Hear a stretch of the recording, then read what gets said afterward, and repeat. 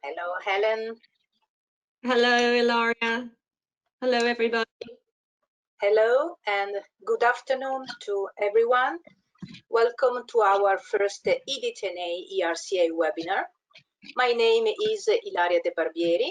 I'm a nurse, and I am the EDTNA ERCA Scientific Board Chair, and I will be the moderator of this webinar. I hope that you are all connected and you can hear me properly. If you have any problems during the webinar, you can use the chat box below and our technical support will help you with technical problem. And please be informed that the presenter will be not able to hear you, but you can type in questions in the box on the side. If you have questions, of course, for our guest speaker. And Dr. Helen Noble will answer as many questions as she can during the presentation and also at the end of the presentation in the Q&A little session. And I'm pleased really to introduce Dr. Helen Noble. Helen is a senior lecturer in the School of Nursing and Midwifery at Queen's University of Belfast, UK. She is a nephrology nurse and a mindfulness teacher with Mindfulness UK. And Dr. Noble is the scientific program committee member of EDTNA ERCA and the chair of the clinical research group of our association. She was the previous associated editor of Evidence-Based Nursing, associated editor of BMC Nephrology. She has received several awards, including the Renal Association World's Bursary, made by the professional body for nephrologists and renal scientists in the UK. And Helen is also the author and co-author of many excellent publications in renal care. And so, Helen, I'm very pleased that you are our guest speaker for our first EDTNA ERCA webinar. And now I'm leaving the stage to you and I'm passing the mic to you. So please, Helen. Thank you very much, Ilaria. And thank you very much for that very kind introduction. And welcome to all of you to this webinar, the first that we have done and the first one we've done this year. I hope you'll find it of interest. And before I start, I just want to say that at this time of COVID-19, like many of you, I'm working from home. It's not without its challenges. I have 3 teenage sons and they're under strict orders to remain quiet. So they may not stick to that and there could be some background noise. So I do apologize if there is.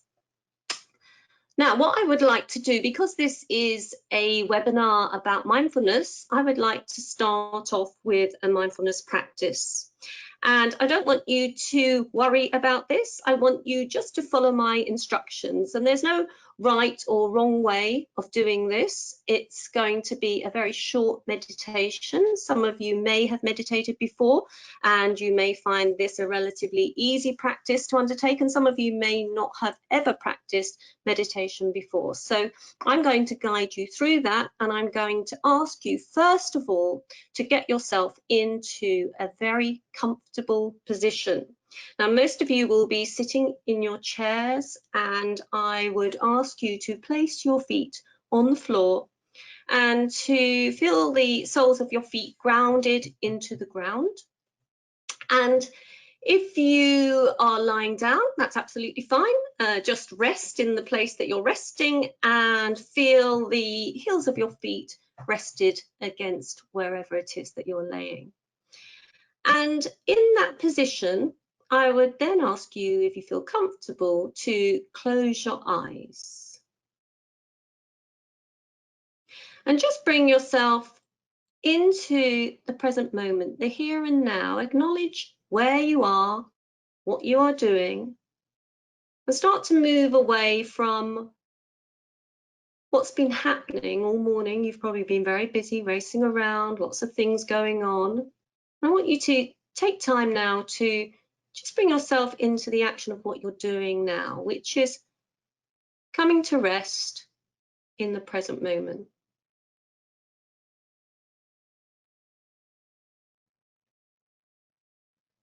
And I want you to go back to your feet and really sense into that sense of your feet, either on the ground or rested on a bed or a sofa.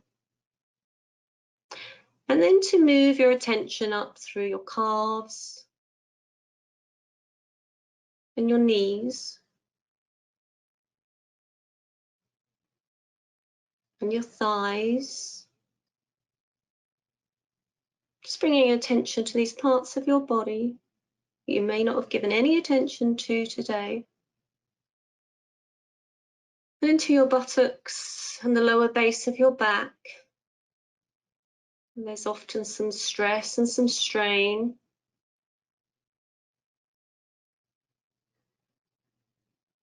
And bring your attention up through your vertebra in your back, up to your shoulders. Be aware of any tension in your shoulders. We often hold tension in this area, and just let it go. And sense in to the tops of your arms, down through your elbows, through your wrists and your hands. That may be supported on your thighs, maybe with your palms open up to the ceiling.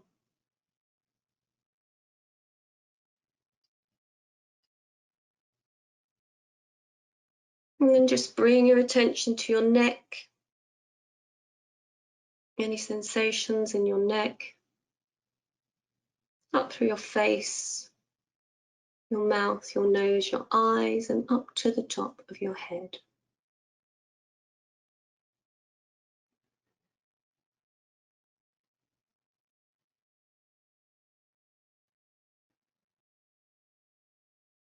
And then I want you to bring your attention to your breath. The inhale and the exhale. And I would ask you to just slowly start following your breath, not changing it, but just becoming very aware of it. Just follow the breath as you breathe in and as you breathe out.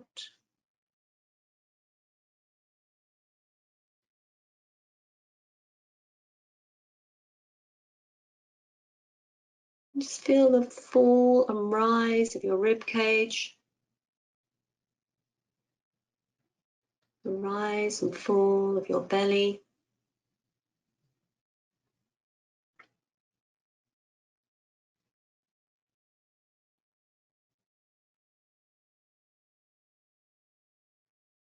And take a couple of breaths in your own time.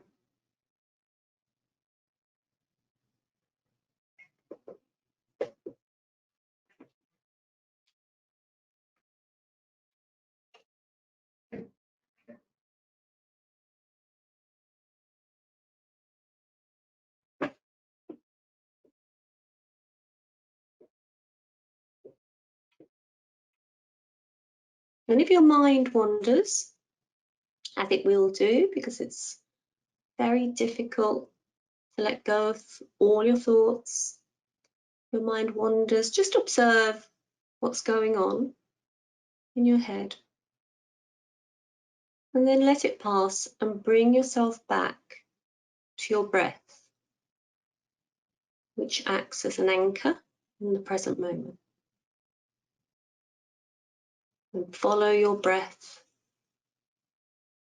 as you inhale and exhale.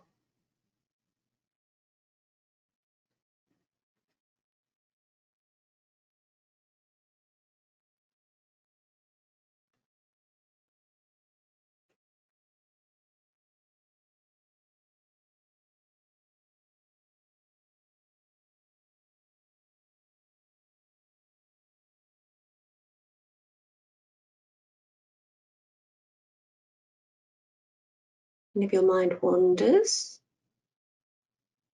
don't worry. Observe the thoughts, let it pass, and bring yourself back to your breath.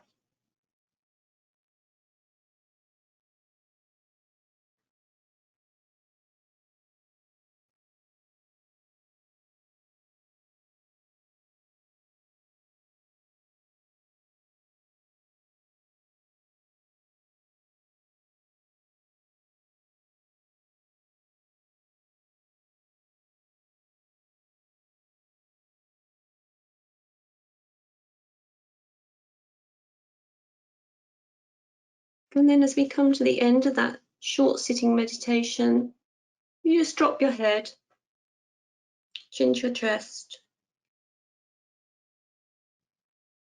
And then when you're ready, in your own time, open your eyes.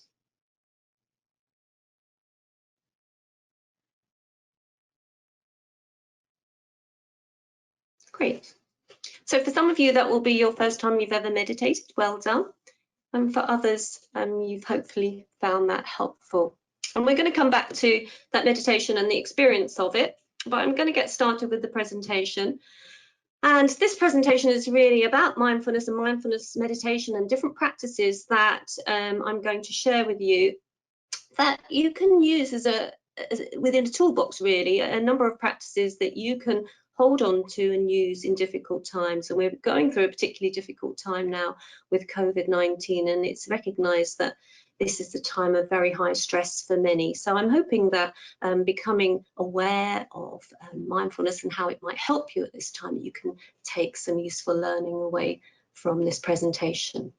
So as Ilaria said, I'm a senior lecturer at Queen's University in Belfast. I'm also a mindfulness teacher. I've been a nephrology nurse for a very long time. My work was mainly in London. And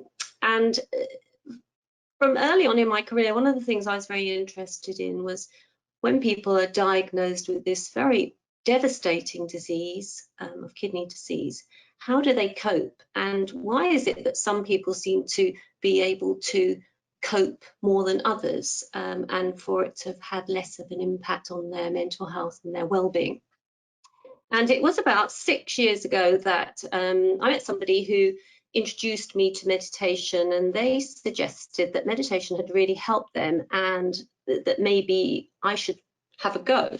And I was very keen and very interested, so I did start to meditate, and I started to meditate for 10 minutes every day. And quite quickly, actually, I started to notice some changes in my life. So I began to feel more relaxed, less stressed. Things didn't really seem to be getting on top of me. I have 3 teenage boys. Managing them seemed to be easier, and the only thing really that had changed was that I had started to meditate. And I'm going to talk a little bit more about the benefits of meditation through the presentation. Okay. So mindfulness, what is it? Well, it's quite simple, really. It's about paying attention in a particular way. It's about doing it on purpose. It's about being in the present moment, and it's about doing it non-judgmentally. So what that means simply is that you bring yourself into the present moment, because most of the time we spend our lives thinking about the past or thinking about the future. Almost all of our lives are spent like that. And even when we're with people, talking to people, we're thinking about what we're going to say next, or we're thinking about something else completely because we're not listening properly. So it's about a change of perspective. It's about living our lives in the place where life is happening in the present moment. And so you do need to do it on purpose, and you need to do it in a particular way. So you need to be aware that you are doing it. And so it is a practice that can be learned, but it's not easy.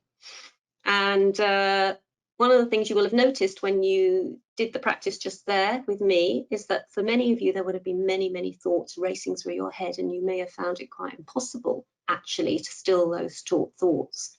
And particularly if you're meditating for the first time, and particularly if you are under stress. But why is mindfulness so important? Well, it is really important because we do have these thoughts going on in our heads, and we apparently think about up to 60,000 thoughts a day. So that's a huge amount of thoughts.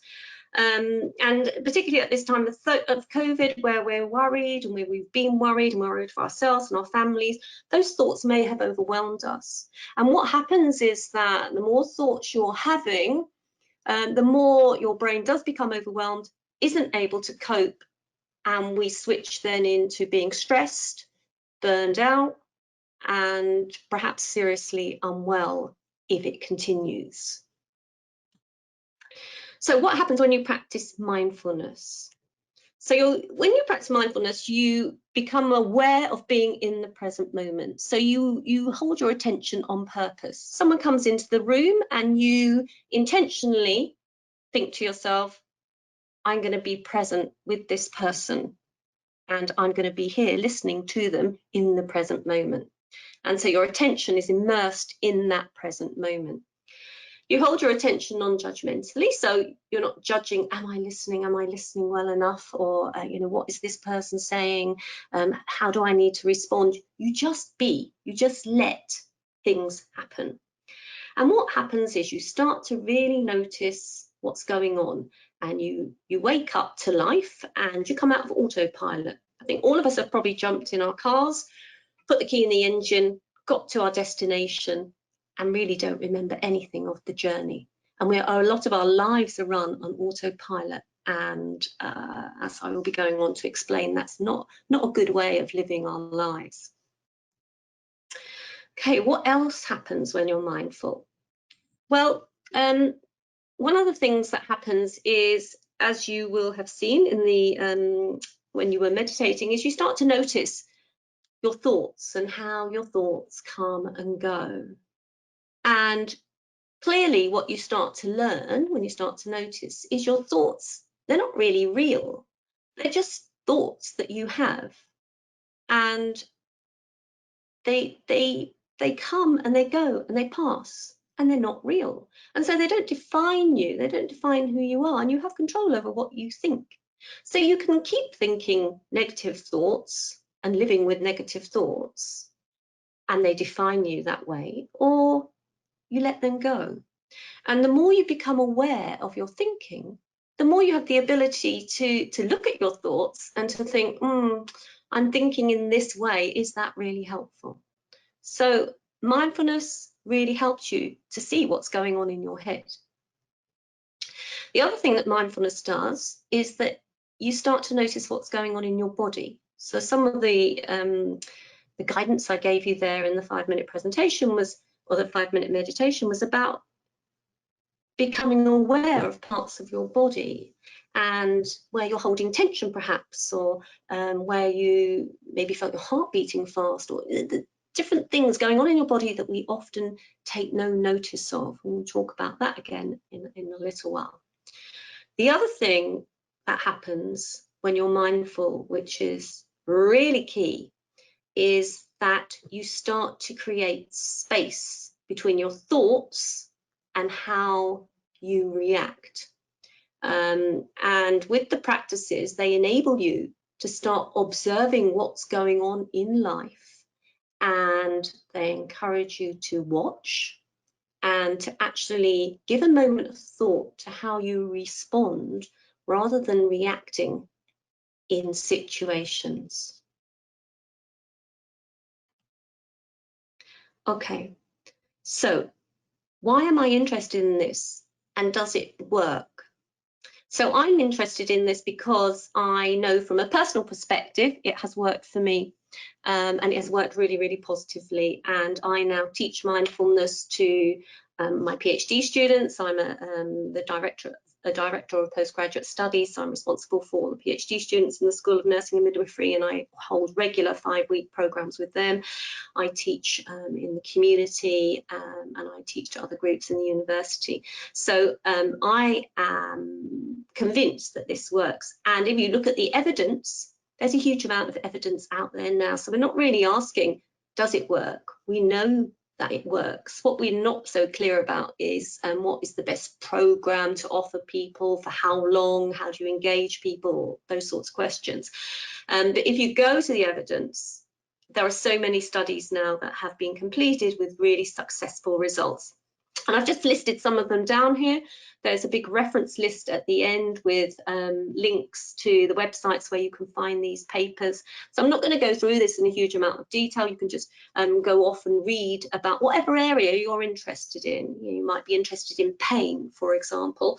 It's really, really effective for pain management. It's really effective with children. It really helps with cognition, with focus, with attention. I could go on. Really improves relationships if you really buy into this. And you know, ultimately, the more mindful you are, and there's a lot of evidence for this, the happier you're going to be. And there are millions of people now throughout the world who are what we'd call mindfulness practitioners, I suppose, or people who practice mindfulness meditation. And they're doing it for a reason, because of the huge benefits to be reaped. And again, there's just some additional points down there of areas where we've seen success. Improves your confidence, your emotional resilience. Really helps to build resilience, because you have all of these different practices that are available to you whenever there's a situation that arises. Okay, so there is evidence that it works, but how does it work? And I'm just going to talk very simply about what goes on in the brain in relation to mindfulness, and there are books written about this, so it's a whole big area if you want to explore it. But I want to make mention here of the amygdala. So you'll see point 1 there's the amygdala, and it's a little part of your brain, and it's the part of the brain that responds to stress. And when you receive messages into your prefrontal cortex, that you can see there at number 3, those messages are relayed to your amygdala. And if you are under threat, something's happening, someone's shouting at you, for example, your amygdala will fire up and you will react to whatever it is that is causing the concern for you. Okay, so if we move on a little bit further and talk a little bit about neuroplasticity. So neuroplasticity is the ability to change the brain and how the brain changes. And we used to think that when your brain formed, that formed and you couldn't change it. But we know now that we can actually change some of the structures in our brains, and that's what happens when you start meditating. So if you look at the limbic system here, down at the bottom, the limbic system is made up of the amygdala, which I've just mentioned, and the hippocampus. So the hippocampus is where we have memories stored. So for example, things happen when you're young. Maybe you had a very angry parent, maybe you had a very difficult teacher, and those memories then are stored in your head of those incidents, events that happen. And so when your amygdala, as I've just mentioned, reacts to whatever's going on externally, the memories are brought in, and if someone's shouting at you and you've had lots of experience with an angry person, you'll remember when those events happened, and so your response might be quite severe. You might either become very angry yourself, or you might become very hurt. But what we know is that with meditation and mindfulness, the amygdala gets dampened down, and we've seen that on MRI scans. The amygdala changes over time, and so you have less of a stress response, because this part of your brain that normally responds to stress changes. And then if we look at the insula up here on the left hand corner, this is a small part of your brain as well. It's somewhere where if you start to practice love and kindness, and we have loving kindness practices, for example, the insula starts to change, and we see how empathy improves. So people become more empathetic. So structures in the brain can change in relation to mindfulness and mindfulness meditation. So I'm not just saying to you, oh, sit down and meditate and things just happen. I'm showing you that there is an actual physical reason for why it happens too. Jump on from there. Okay, so what are the benefits of mindfulness? So there's a couple of things here to think about. What's really important to remember is that we all suffer. We are human beings and we will suffer throughout our lives. There will always be suffering. There'll always be things that happen regularly, you know, even just, I don't know, you really need to go to the loo, for example, but you can't go because you're just too busy or somewhere where you can't access the toilet. Suffering happens, but you know, we can also have deaths and bereavements and illnesses, diagnoses, and we have to deal with that suffering. And so if we hold on to the fact that, you know, it's not the events that happen that are important, it's how we handle them and how we respond to them that's going to be important. And mindfulness meditation gives us practices that help us to respond in perhaps a more healthier way, so that our health, our mental health and well-being are less affected. The other thing I've touched upon is that mindfulness increases resilience. And there are studies that have been completed that have shown that those who are more mindful or using mindfulness practices, they become more resilient over time. And so what that means is that if you have practices that you can call upon whenever this suffering occurs, whatever it is, that you will be able to deal with it more resiliently. So resilience does increase. And the more we practice, the more we're going to see the benefits in everyday life. I'm a living example. And as I've said very regularly, it's simple, but it's not easy. So I can say to you, stay in the present moment and then everything will be okay. But staying in the present moment is really, really difficult. And probably for some of you, your mind's wandering away and it's very difficult for you to focus on what's happening here and now with the presentation, and that's often because there's so much going on in your life. Okay, so stress and mindfulness. So increasing our awareness, which is really about identifying what causes stress and reducing our exposure to stressful situations is really important, and this gets better with practice, and it's the practice that really helps improve this area. The other thing that happens is we start to take conscious control over our breathing in stressful situations. So if you think about your breath is with you at all times, and you can always come back to your breath. It's a really, really helpful thing to always remember. And a lot of the mindfulness work that I do with people, for example, who are having panic attacks and are very, very stressed, they find that once they start to get control over their breathing, they have techniques for managing their breathing, their panic attacks go away, or they get great management of their panic attacks. And then, as I've said, with continued practice of mindfulness and meditation, the amygdala is dampened down and your body and your mind becomes calmer. And then, importantly, once you start to watch what's going on in your mind and looking at your thoughts and how you're reacting to everyday situations, you start to recognize some habitual reactions, things that happen automatically without you really thinking about them. And you start to recognize how some of these are not very helpful. So what you might start to notice is that whenever your partner mentions the dog, for example, that you feel anger arising, and that might be because you've had an argument about the dog in the past. But you might start to notice that the anger arises, and then you can start to watch that anger and think, well, you know, why is that happening? How might I deal with this? And it might mean that you just need to have a conversation. And what you start to be able to do is recognize what's not very helpful and you start to be able to do something about it. And again, it sounds very simple, but until you slow down your thoughts or you start to observe them, you don't see that this is happening. No one wants to be angry, for example, but we see angry people all the time.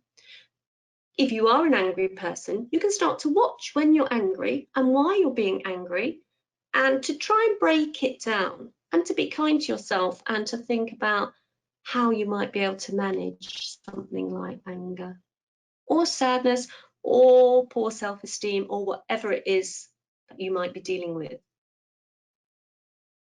Okay, so I've got a little exercise for you, and I should have said at the beginning that there's some exercises through the presentation.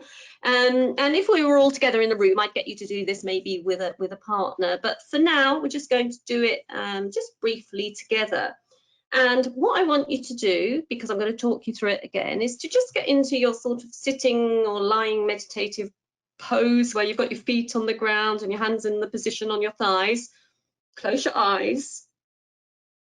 Just take a moment and take a breath.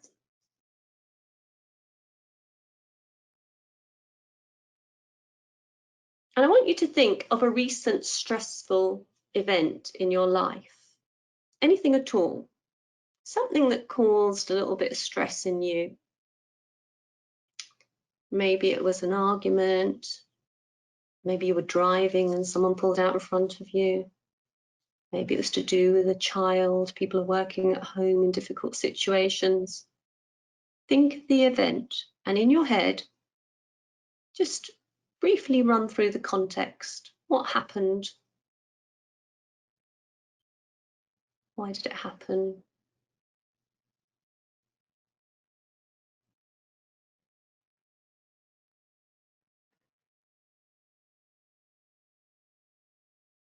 And then just give some thought to how you felt at that time, how you felt physically. What did you feel in your body? And what happened in your mind? What were you thinking?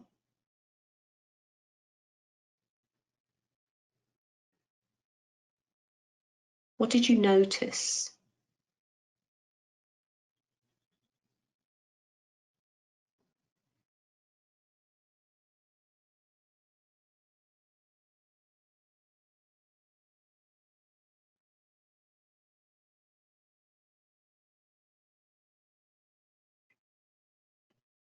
Okay, so open your eyes, and you can't feed back to me, but you know what we normally hear when people do this short exercise is that for the first time they've really thought about actually what was happening in their body at that time. They hadn't really given it any thought before, and there are so many responses to stress. And so you might talk about an increased heart rate, or that you had sweaty palms, or you felt sick. And then psychologically, you might have felt yourself in a panic, or that you might have gone blank. So we hear a whole range of responses. But what becomes really important to note is that the things that are happening are really not very good for you. So in times of stress, so for example, when COVID-19 was first emerging and we were perhaps having to leave our places of work and go and work at home, and there was this fear that people were going to catch COVID, or they were going to be diagnosed with it, and that perhaps ultimately they could die. That became very difficult for people psychologically, and stress was raised, and people reported not sleeping well and having nightmares, and all of that is not good for you. Because as you know, if you're stressed, your blood pressure is elevated, your pulse rate is elevated, your heart's under more pressure, and you can become very, very physically unwell and psychologically unwell. And people can end up just being unable to manage psychologically, and ending up at their GPs feeling great despair. So really important that we do look at our stress and how we can manage it. Okay, so I've talked about breathing, and I would like us to do a short breathing meditation now, and I just will draw attention to the fact that we within sort of 45 minutes we're trying to go through a whole program of mindfulness briefly, and normally I would teach this over either 5 to 8 weeks for 2 hours at a time, and we would really get used to the practices and be able to practice. So this is just very much a taster. So I would like you to look at this diagram, and it's just a simple picture of breathing. And what we tend to do, particularly in the West, is not breathe properly. So we do a lot of breathing at the top of our chest, a lot of shallow breathing, because we often live with quite a lot of stress and pressure. We're in often a society that's rushing and trying to achieve and not taking much time out. And actually, when you breathe, you should be breathing with your belly. So if you think about a baby lying in a cot, if you see a baby breathing, you see their belly moving up and down. And so what I want us to do is to breathe, because your breath is just such a helpful thing to come back to whenever you feel stress. Because if you come back to your breath and you're breathing and you're following your breath, you are not thinking. You take yourself out of thinking and you are in the present moment. So it really is such a simple practice, but can be so, so helpful. So again, close your eyes and place your feet on the ground, or rest where you are, and bring your arms into position. Relax down your shoulders. Bring yourself into the present moment.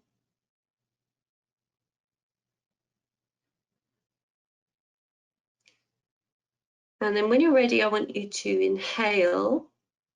And as you inhale, I want you to think about your chest, your lungs filling with air, your belly expanding, and then exhaling, your lungs emptying, your diaphragm rising, and your belly contracting. And I'll talk you through that again.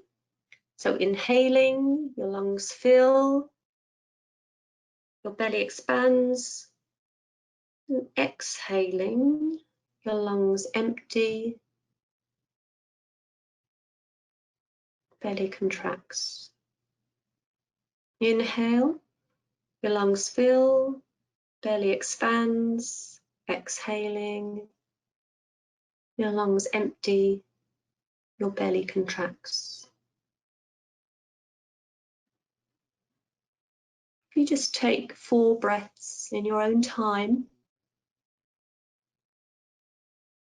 following that guidance.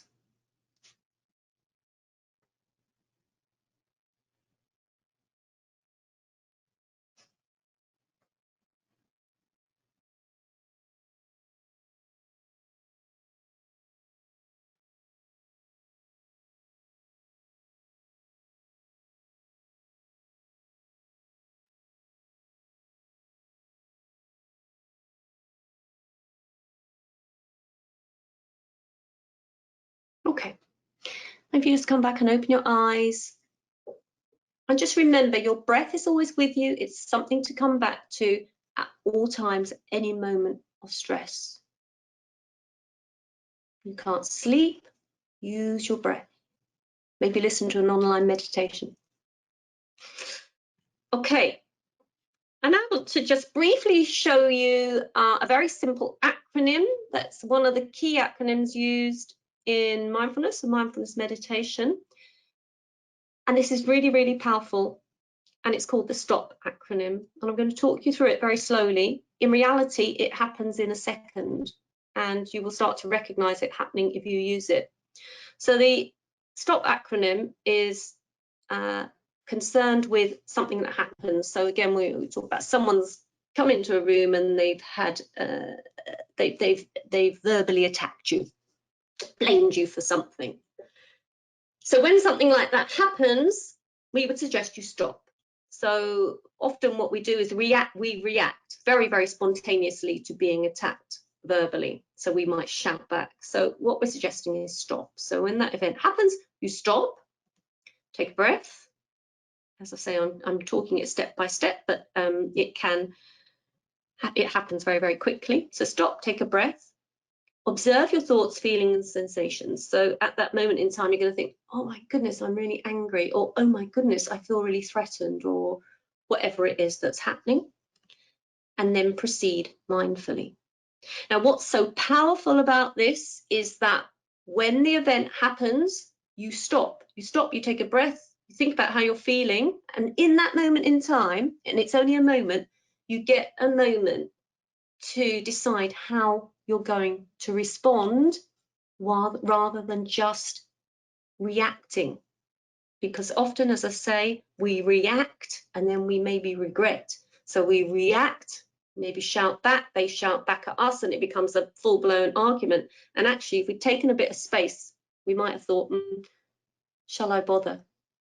And I've found this very, very helpful with my children, and I practice it all the time, because children often try to press certain buttons and they'll come into the room and they might be cross and aggressive. And it's very easy to become cross and aggressive back, but actually often if you don't respond, or you respond very positively, the whole situation is diffused. So a really, really helpful acronym. Okay, so kind of going forward, we're coming towards the end of the presentation. I know it's been a very swift and rapid overview. How can you go forward? Well, it's really important you keep trying to practice and create these mindful pauses throughout the day. When someone comes in the room, perhaps when you're making a cup of tea, when you're brushing your teeth, be mindful, bring yourself into the present moment. People sometimes find it quite easy to do in the shower. If you feel interested and you think it's something that you would like to do, maybe think about setting aside some time every day. Could you start to do a little bit of meditation every day? Up to 30 minutes is seen as a really good chunk of time, but even 5 minutes a day, if it's done on a regular basis, you will notice changes. Maybe introduce yoga into your daily routine. Yoga is a really mindful exercise. It's also a mind-body exercise, so it's very much focused on your breathing and stretching. And doing yoga is a form of mindfulness, or art, or other activities that bring you right into the present moment. Surrounding yourself with support is good, you know, reading books, starting to look at the literature to help you understand, and to maybe look at different practices and how you can be mindful and how you can practice meditation. Maybe take a mindfulness class, maybe do a meditation retreat. And I was thinking this morning that, you know, there's no reason why we couldn't within EDTNA perhaps offer a program, a 4-week program to people, an hour a week over a month, if people were interested in learning more about the practices, and I'd be very willing to lead that. Okay, I'm hoping we're going to have some time at the end for a body scan. But what I would like to do now, if it's okay, is to stop and see if we've got any questions. So Ilaria, I'm going to, yes, hello. We come back. So, well, first of all, Helen, thank you very much for your fantastic presentation. And I think that the exercises were very useful for me, and I hope also for the participant. And I don't know, maybe this is the first example of mindfulness lessons online. So, and yes, yes, I'm very happy. And we received a couple of, but I would like to underline that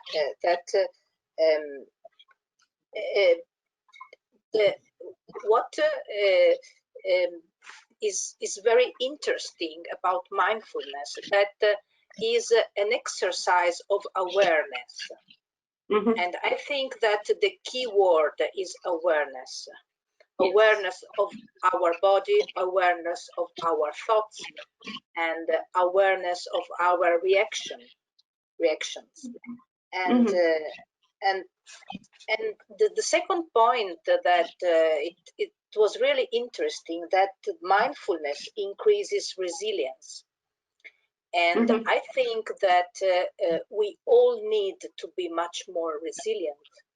But I think because sometimes in some difficult period, as we had and we still have with the pandemic, resilience means to survive. Means to survive to our stressful lives. And I have one interesting question for you, Helen, from John from Saudi Arabia. And he asked, is mindfulness the same as relaxation? And if not, how is it different? So mindfulness is different to relaxation. It will, as a byproduct, often make you feel relaxed, but we do talk about alertness and being alert through the practice of meditation. And often when you practice relaxation techniques, you might feel very sleepy and perhaps find yourself falling off to sleep. But mindfulness is about being alert, but being at ease. And so it's a skill that becomes developed. And we try to avoid saying relax and to use terminology that's more around, as you say, Ilaria, be aware, become aware, observe, watch. So there is this alertness around watching what's going on rather than kind of giving up to what's happening and taking yourself off to a beach in your head, which you could do as a mindfulness practice, which is also very helpful. But it's about this alertness and being aware of what's going on in the present moment. And maybe you touched the right point, that the strength point of mindfulness and the practice is that you have an active approach, a proactive approach. So you are, yes, you practice awareness. So you are active, you are not passive. Yes, absolutely. You know, in an ideal world, you would be active at all times and mindful at all times, but that's almost impossible. So you just keep practicing and practicing, and what you find over time is you just naturally start remembering more and more, and sometimes you start to notice that it's almost like that awareness is arising by itself because you're practicing so regularly. So it does work with intention and with regular practice. For some people, they don't have to go through that sort of pathway of regular practice. It comes much more naturally for whatever reason. They've just got a higher level of consciousness. They're just more aware naturally, or perhaps they've come from families where there's been a lot of awareness and openness, and so you see a sort of more natural evolving. But most of us need to work at it. Yes, and I would like also to underline that this is a fantastic strategy for the well-being of nurses and all healthcare professionals. I think that if we would like to take care of ourselves and to take care of the healthcare professionals, that that we all know that we are the key in our NHS. I think that we have to take care of our well-being. Yes, so, absolutely. Yes, and I would like to say also to underline that the webinar is recorded, and the registration of the webinar will be available next week in the EDTNA ERCA website. So please, if you are interested also in the slide and in the whole registration, please visit our website starting from next week. And there is another question, and for you, Ellen. So all the meditation activities you mentioned is most passive. What about doing meditation active, like walking, running, biking? Absolutely. Yes. So again, we're very limited in what we can do or what I could do in that short session. But yes, mindful walking is a very big part of mindfulness. You can practice mindfulness at any time. So it's helpful to sit and start to become aware of your thoughts and to become aware of what's going on in your body, and then to bring that to whatever you're doing. So as I mentioned, you know, in the shower, people often find it really helpful to start feeling the water coming down upon them and to perhaps notice what it's like to dry your body, because normally we're thinking about so many other things. But yes, then outside, mindful walking is really helpful. Out in nature, being mindful in nature is one of the most glorious things. And the more you practice, the more you have a heightened awareness of what's around you and the beauty of it all. And so going out for a walk, going out for a cycle, whatever you're doing, as I've said, you know, yoga, whatever practices you're doing, if you do them in the present moment, you're living life as it evolves, as it arises. So it applies to everything. Yes, absolutely. And another comment I'm reading. Hello, I'm Afra Macia from Spain. Thank you very much, Helen, for the very interesting presentation. I was thinking of those patients who are angry of their health situation and they respond with their nephrology nurse, us. Therefore, I think that the indication you have given us can be very much used to cope with this type of patients and help us nurses to manage the stress of patient and our own. A little silence or a positive response is a great response for this. Yes. So there's a couple of things. I think that this cuts across society. But of course, if someone's been diagnosed with a devastating disease, such as end-stage kidney disease, it is such a difficult situation to manage, and some people will become very angry.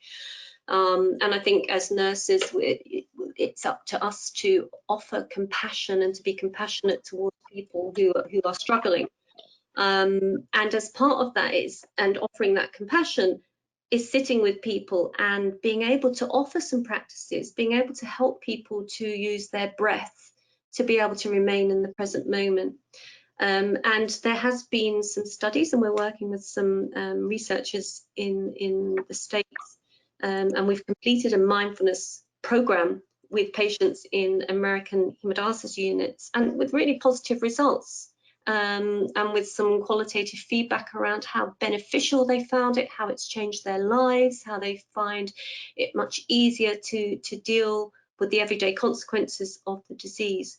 And so I would love to be able to do so much more work. Now, the other thing is that not everyone wants to engage, and that's absolutely fine. And some people are not ready. And so you can't force this upon people. People need to buy in. If you make people do it and they don't want to do it, it won't work.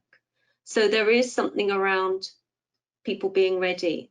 And I take heart that we have quite a lot of people on the webinar, and I hope you're here because you're ready and it's something that you think you can take forward. So yeah, that's great. Yes. But I think that we are quite ready if we are here attending the webinar. Yes. Another comment, another question. Sometimes we have a problem to say no, which create a problem and put us under stress. How we can overcome this? This is a fantastic question. It's a fantastic question. It's something that would be looked at in much more detail in a longer course. But you know, the basic premise is that we are here to look after and manage ourselves. We can't do anything about anyone else.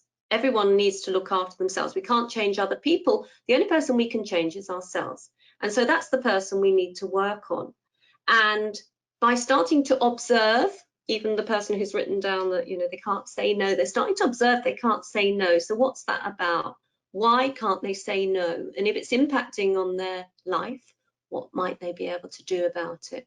And so it might be helpful to really be very mindful of that when it's happening, to really observe it and to come up with some strategies around how you might change your responses, because in the end your happiness is the most important thing, because the happier you are, the happier everyone around you will be. So you just become the best person you can be, and you share that out with everyone else. Yes, and I think we have to cope with the fact that we can say no without feeling ourselves guilty, that we are not perfect, that we are not super women and super nurse. Mm-hmm. So, and yes, and I very, very much agree, Ilaria. And you know, I was in the same boat. As nurses, I think whether we're male or female, we tend to be kind and caring, and we find it hard to say no. But when you start to recognise that you can say no, and you say no, and the world doesn't collapse, it's so liberating, because you can say no, and it's okay, and you don't have to justify yourself. If you know you're doing it for the right reasons, you can say no. yes, absolutely. I read a couple of comments. Thank you so much for the wonderful presentation and activity. Thank you very much. Thanks, Helen. It's been really interesting. Do you have experience of nurses implementing mindfulness session in hemodialysis? Nice. Yeah, so we do. That the example of the study that was done in the States that we were involved in, but that was with some social workers.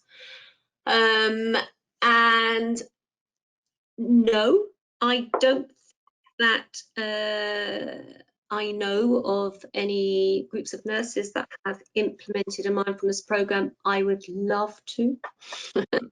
I would really love to, but you know, to do these things you need money and maybe a research assistant, etc. But you know, I'd be very willing to work with anyone who's interested in doing that, because I believe it is the right way forward. And I'm delighted to say, actually, I've got a PhD student, fully funded PhD student, starting in September, who is going to look at evaluating a program of mindfulness, but with undergraduate nursing students. But if we could do something similar with people with end-stage kidney disease, of course, I would love to. Yes. Another question, how can we use this for our patients when coping with diagnosis? Well, again, as we mentioned there earlier, you know, some of it's just very simple. So first of all, it is about compassion and being very compassionate to people who might be angry, who might be cross at us because they're reflecting some of their anger onto us, and accepting that, and then maybe guiding them towards some of these practices, their breath, coming back to their breath, and trying to remain in the present moment. Maybe using the STOP acronym. When something is happening and it's making them feel angry, can we get people to stop, take a breath, and maybe think again about how they're going to respond? So it'd be quite nice to have a little package of practices that are available for people. But again, people have to be willing and ready. And I think also as nurses, maybe, and as healthcare practitioners, we need to look at ourselves as well. And it's not always just about the people we care for. Sometimes we need to look at ourselves and how we respond and get that right first. And then we become more effective at helping other people. Yes, thank you, Ellen. Another question, how about if the stress is from a colleague who is difficult to deal with? Okay, so we on a daily basis have to work with a large range of people, and people with very different situations and things that they have to deal with. And as part of a mindfulness program, what we would be doing is looking at trying to recognize that everybody comes with their own stories, and that everybody has their own things going on that can be perhaps very, very difficult. And sometimes if we knew the situations that a difficult colleague might be living with, we might be able to have more compassion. But in the end, all that we can do is look at how we respond and to manage our own individual response. And if it's something that we really can't manage, what do we do? Do we walk away? Perhaps we walk away, perhaps we don't have anything more to do with that person, or perhaps we have some way of dealing with it. But I think it's about acknowledging that everyone has a story, and sometimes those stories are quite dramatic. Yes, absolutely. But it's, you know, it's difficult to answer that very quickly. Yes. So I think that we can stop here. So first of all, I would like to thank you all attendees of the webinar. Thank you for your attention, and thank you for your question, of course. Thank you, Helen, for helping us to cope with stress. And I would like to invite you and all attendees to our next webinar on the 9th of July. And we will talk with some nurses from different countries across the globe on the topic, a shared vision of COVID-19 experience in renal units across the world. So please visit our website in the next weeks for further details, and please register also to our next webinar. So thank you to everybody, and have a nice day, and thank you, Helen, once again. Thank you. Thank you, everybody. Bye, you. Bye. Bye-bye. Bye. Bye-bye.